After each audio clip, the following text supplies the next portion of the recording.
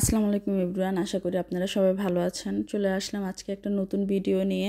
আজকে সসেজ দিয়ে একটা নতুন আইটেম রেডি করার চিন্তা করেছি, তো তাই চিন্তা করলাম যে আপনাদের সাথে একটু শেয়ার করি।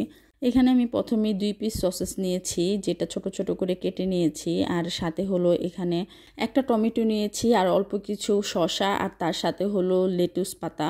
এখানে লেটুস পাতাটা পুরোটাই অপশনাল, আপনারা চাইলে দিতে পারেন, না দিলেও চলবে।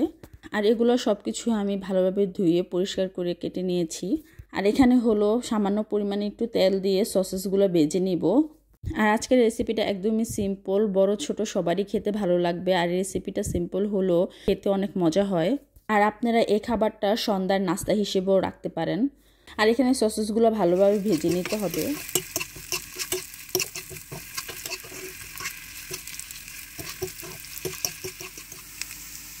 আর সসেসগুলো ভাজা শেষ। এখানে আমি 2 পিস রুটি নিয়ে নিয়েছি।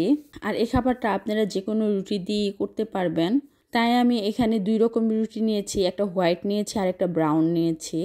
আর এই রেসিপিটার মেন উপাদানই হলো সস না দিলে এই রেসিপিটা খুব বেশি ভালো লাগবে না খেতে।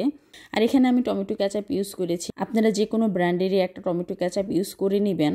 যে কোনো খাবারই সস ইউজ করলে এমনিতেও খুব বেশি ভালো লাগে খেতে।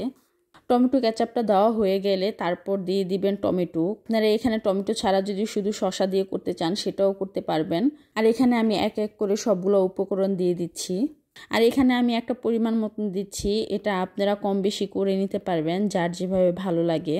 আর এখানে আমি শসার পরিমাণটা একটু বেশি দিয়েছি, আপনারা চাইলে শসা আরও কমও দিতে পারেন।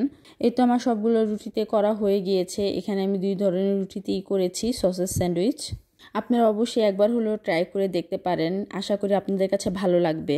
আজকের রেসিপিটা আপনাদের কাছে কেমন লেগেছে অবশ্যই আমাকে কমেন্টে জানাবেন।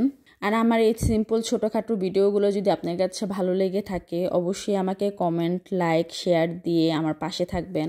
আশা করি আপনারা সবাই ভালো থাকবেন। দেখা হবে নেক্সট ভিডিওতে। আল্লাহ হাফেজ।